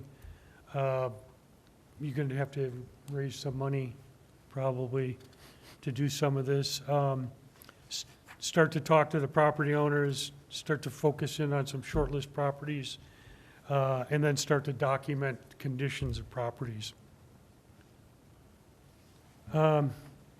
We included in our report is actually a Excel workbook with multiple spreadsheets, and it has all of the, I think there's like 60 or 70 action items. It has them all listed, categorized, with places to fill in who should do it, you know, what are the steps involved, what are kind of some ideas for reporting timelines. If you could, you know, this thing will go nowhere unless you guys embrace this thing and start to work on it. But, so the implementation guide, that's that spreadsheet tool. So start to prepare comprehensive profiles of the shortlist properties. Because right now, if I look at your website, and I'm in, you know, I need 20 acres for an industrial project, and somebody said, can't look at Cannon City, and I'd go to your website, I wouldn't find it. I wouldn't not find a property. And you have to have product. If you don't have product, you're out. And so once you start to narrow in on the properties you want to promote, you create these profiles, and we've given in the report, we've given in the appendix all sorts of examples of what other communities do, what those profiles look like, and also the kind of responses that you give to a company who makes an inquiry about here, and it's these responses include the property, but also all the other things, the labor and utilities and taxes and so forth. So you have examples of those.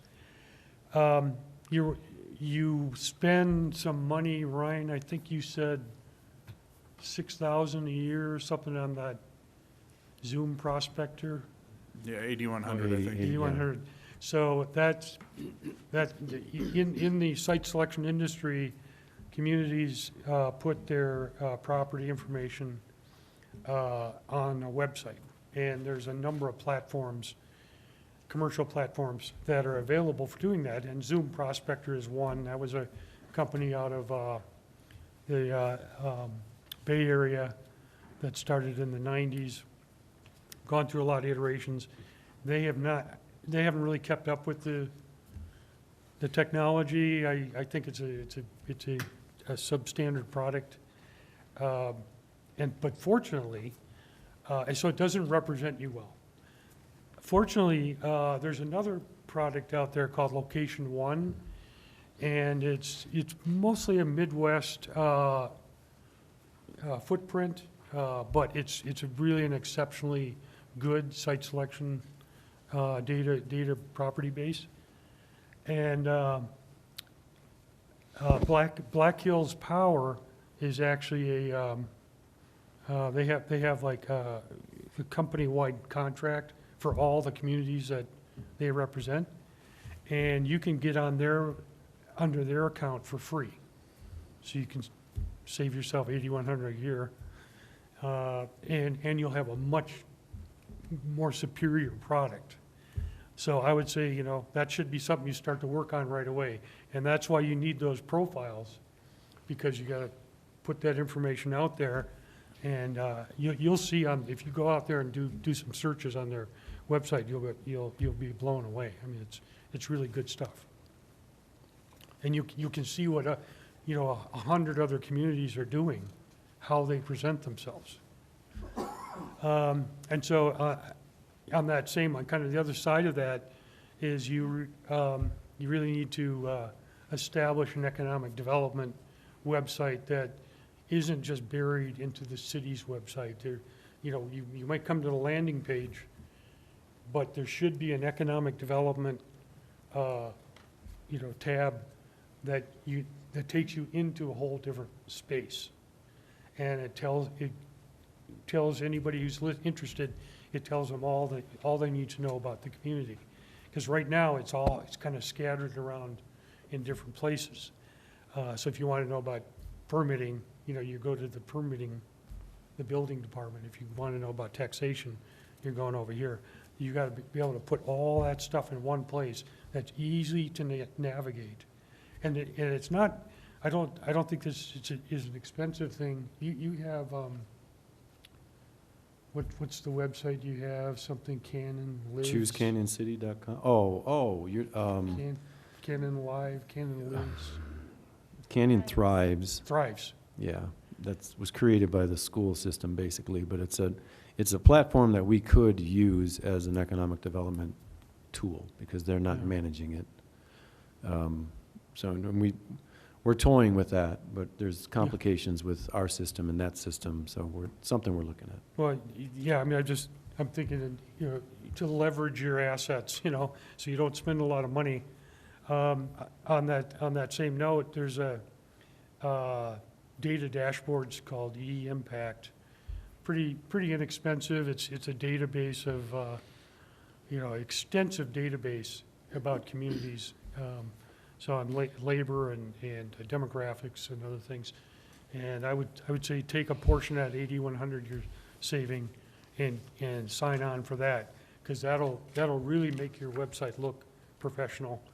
It'll have great information.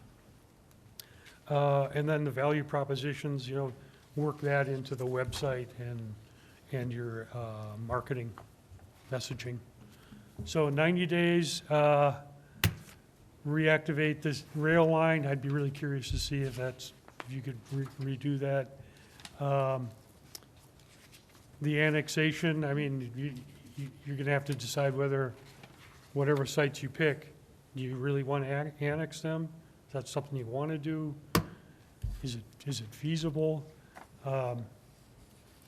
It's one of the things I think you need to improve is to have a good business retention and expansion program, a BRE, which is, because we did labor interviews when we were here. We went out and talked to the companies and just asked people, how is it here? And I think generally, people are, their businesses, they like being here, but they felt, general comments were that, I wish the city would come around more often and help me out or ask me what I needed or whatever. And that's a fundamental part of BRE, is that you have a schedule of going out to visit companies and having, a pocket of tools that you can dip into to help companies to do better in recruiting or expanding or whatever. So, there's some great industry standards around that. And then remedy the unfriendly for business reputation. I don't know what's true or not true. Some people just like to complain. I know you never hear that as council people, but is it real or is it not real? But if somebody's coming to town and they're doing like what we did, going and interviewing local people and stuff, they're going to hear that. And then, I like Cannon City, but it's not friendly for business, so I'm not coming here. And you may not even know what they heard, right? So I think you got to take that one head on.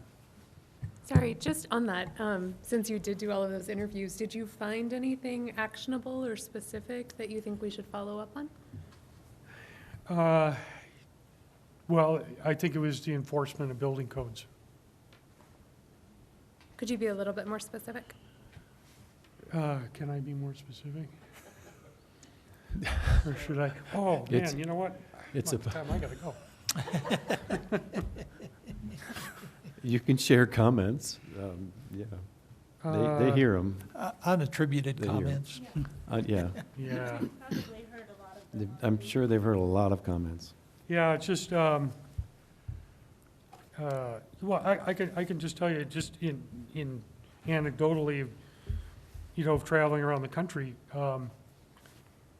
delays in getting your permit or building plan review, overzealous fire inspectors.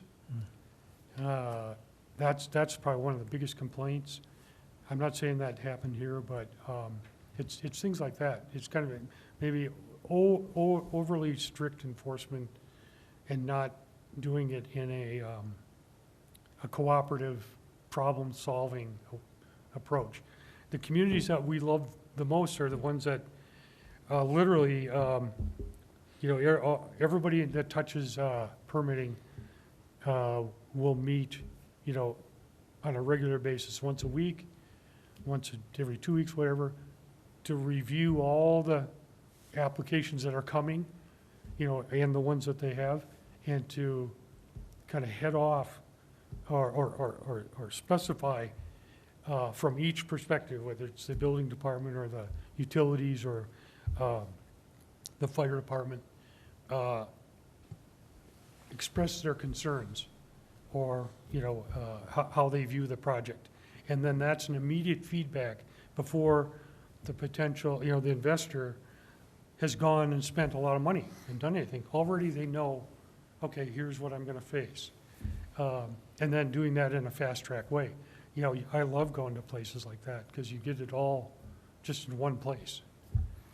If I can add to that, a lot of the changes that we've made, including the development code, including changes to the building department procedures, our development review team meetings we have every couple of weeks are all working to change that perspective. But the perspective, people have long memories in this community, and that perspective is going to stick around until we can Right. show that it's working.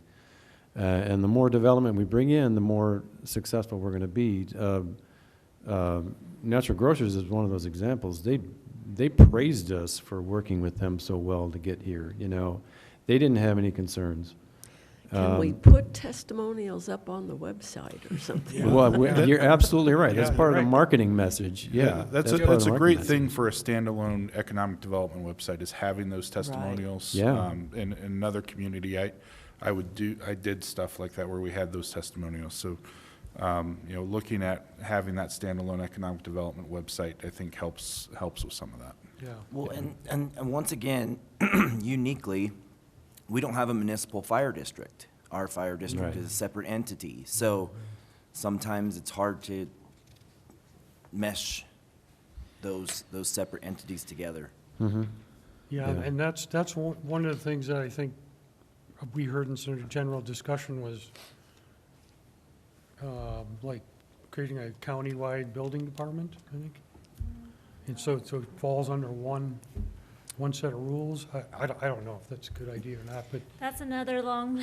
yeah. That's a long another discussion. That's a long one. Yeah, and well, getting back to like the complaints, I think one of the people I talked to here said something about, wow, we weren't allowed to put this stairwell up on the outside of the building, and it's made me so mad at the city. So when was that? Oh, 2005. It's Yeah. like, it's like you mentioned the long memory, It's like, well, maybe it's changed, do you think? I don't know. I have a quick question about an area of development. And on my part, this is anecdotal, but over the last year, I have met a number of people who have moved here and they work at home and they do. A lady I talked to today, she's the national training manager for United Health.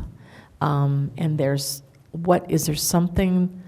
there some area maybe that we could look at to attract that kind of?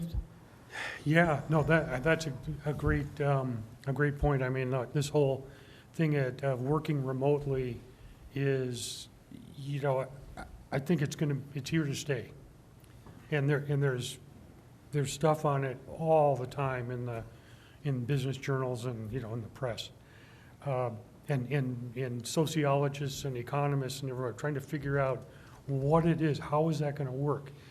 And I can tell you that the broadband, the broadband capacity is really important. And one of the things that, in this study, depending on who you talk to, broadband here is really good or it's really bad. So I don't know. And that's something you guys have to figure out. But being able to get broadband, get fiber out to the residential neighborhoods, that's going to help to spur that work remotely thing. And I mean, that's going to help so many communities. It's helping communities all over the country to develop their local economy. So Andrietta, if you run into those people, connect them to TechStart. They have an amazing network for remote workers. Yeah. And if you talk to Brad Rowland, he's really a spearheader of that. The latest feedback I've gotten for the remote workers coming to Fremont County and Canyon City, especially since COVID, is the lack of housing. has been a major, Yeah. major drawback for that. And just to add on to that real quick, Councilmember Stein, the city does partner with TechStart, and we've provided matching grant funds to help with marketing and recruitment of location-neutral professionals. In one of the initiatives right now, well, I wouldn't say it's an initiative, it's in the brains. As the emerging campus in Florence fills up, we're running out of space, basically. Right. So part of our downtown thinking is to take some of that second floor space and convert it into more office, shared office type space, or even small office type space. The Hive is very successful, and we could have more opportunities like that as well. And part of that is to determine where that space is, what's the best space to utilize for that. So we're talking quite a bit about that right now. There's some grant opportunities that I'm working with FEDC on to see if we can expand. There's a lady who who uses the Hive, who lives up in Westcliff, and she commutes down here because she can't get enough bandwidth for what she does. Right. But people who work in town, I know TechStart has a website, they have a Facebook page, and I've looked at it, and I can't really pin down exactly, how to connect with them. and Brad what they- Brolland is a great, I'll connect Yeah. you, Okay. and he'll Yeah. get you on his email Right. blast, and you'll get emails Right, frequently. but Yeah. a lot of these people, they don't want to go physically Mhm. into somewhere. They'd rather, work at home, so Yeah. maybe that broadband is a key there. Yeah, and I'm working, I've got an RFP written right now. I'm waiting for some more information from a consulting firm that can do some mapping of the fiber optics we have in the ground and in the air.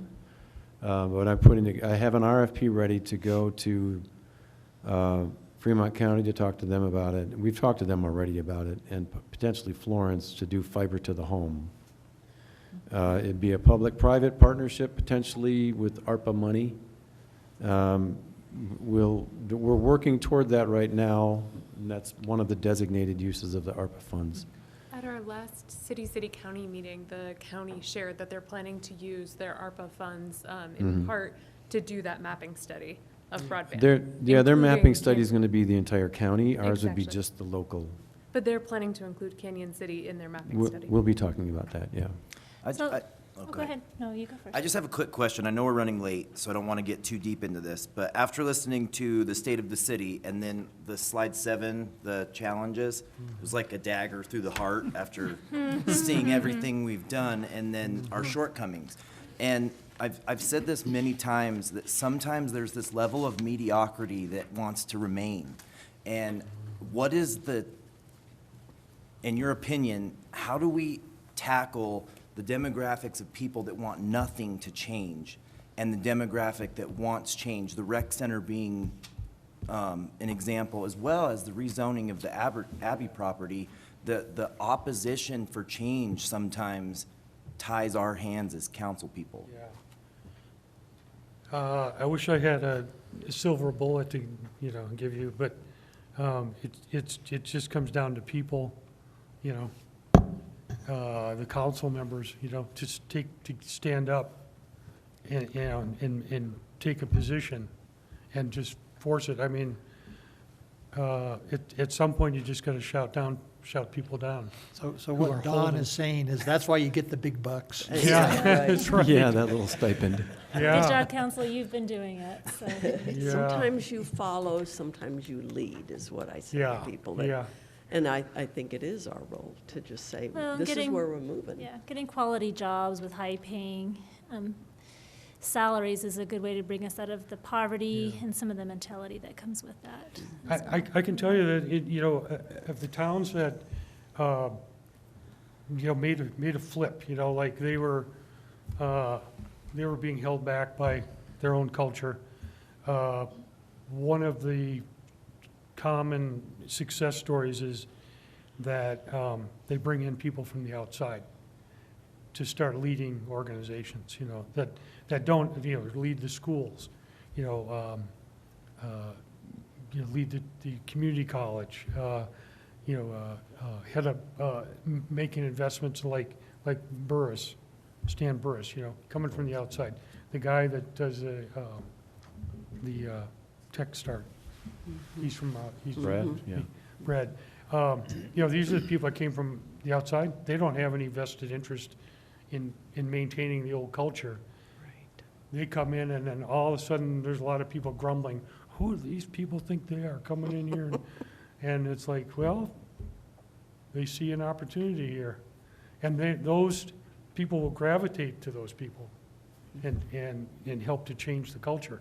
It's not always pretty, right? But from a site selector standpoint, I don't care if it was pretty or not. I just want to go to the place that did it, right? I don't care how awful it was to get to that point. But I want to see that the community is the right place. And, like you say, that's where you get the big bucks, right? Rick, I have a question for you. So now we have an action plan with lots of recommendations. Yeah. What's your plan to implement the action plan? I mean, is there time? Well, I'm here. You got your big bucks too, right? I'm here. A lot more than we do. First step is to make sure we're good with the report, because this report is going to be shared. I'm going to pull together stakeholders who were part of the conversations about this. I'm going to be using this to build more of a relationship with FEDC and get ourselves in the same lane. We also talked about, Ryan and I had a conversation with DCI this morning. Downtown Colorado Inc. is what DCI is, for those who don't know, about working closer with the Chamber and Tourism Council. So I need to pull people in, basically, who can help accomplish some of this. But, take a realistic look at it too, and see what can we accomplish in 30 days and what can we accomplish in 60 days in the environment we have here. So we are still looking for a Main Street program manager, who is pretty key for something like this. And the more I see this, the more I have conversations with people downtown and at the Chamber, the more I realize we need a Main Street program manager. And that person would be instrumental in helping out with this as well. So here I am. I'm here and I think it ready should to be go. said too, and not, maybe people will throw things at me, but I think it's good to have the electeds actively involved too in this, that in the long run, so that staff isn't doing wonderful work, that the elected folks over here later say, why did you do that? So just whatever way any of us who are interested can be involved and help. Thank you. I appreciate that. I would like to, do a shout out to Rick and Ryan too, because when we really started working on this, like in July, and was so you don't really have when I go to a new place, I always sort of form an expectation, like, well, it's probably like this, or it's like that. But then you go there and it's never what you think it was, and I think early on, somewhere in the process. Not sure where you're going with this. Yeah. I'm hoping for a testimonial for the website. Well, I just started to see some of the shortcomings of the community. And, Rick and Ryan were very open to it, and recognizing that there are challenges, but stayed engaged in the process. Like, I've worked with people, when you say something negative about their town, they stop talking to you, but these guys have been, they see some of the challenges, and I think, you guys probably could have written this report, except you don't live 50 miles away, so nobody would listen to you, so. They're very practiced in negativity, I think. So we've had lots deflecting of daggers in negativity. our hearts. Deflecting negativity. Don, just remember, we're in the middle of the mess right now, so when we get to the end, we're expecting some site selector like yourself to come and I would love help us to. out and bring some businesses this I'd direction. love to bring a project here. It would be a lot of fun. Madam Yeah, Mayor, aerospace one would be a to good one. go back to Start your with that. question about action plan, we're going to take a look at the action items, see if any of them align to the comprehensive plan action items as well, see if there's some double bang for a buck as far as those action items go, to see where there might be some alignments, but you know, we do these reports not to have them sit on the shelf, so we'll put together a plan to move forward. Okay, I think we're running out of time, but at some point I'd like to hear more about the prospecting with the Montreal group and meeting new businesses and expansion for that way. Do you want to wrap us up, Tracy? I just had a quick question. Have you ever seen a community combine a multi-tenant industrial or office building with a rec center? Is there a way to? Yeah. I don't know. I have not personally seen that. Yeah, I've seen lots of nice office, light industrial parks that had, you know, great trails and, you know, a lot of people commuting by bike, you know, and. Like maybe an indoor pool and a weight room add in there somewhere. Yeah, I Just a think, thought. You know, that's interesting, because a conference that I went to in Denver from Colorado Real Estate Journal was about industrial sites, you know, developing industrial sites like warehousing. And the developers were all complaining because they couldn't just build a building anymore.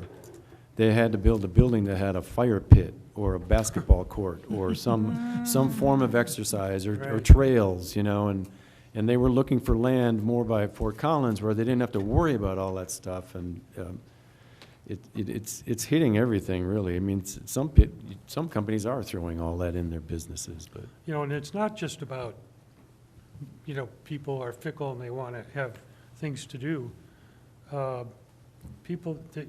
When you have those opportunities, people are healthier, and then your insurance costs aren't as high.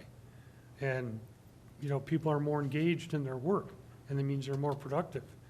So, yeah, these things they have real consequences for the success of business and the community.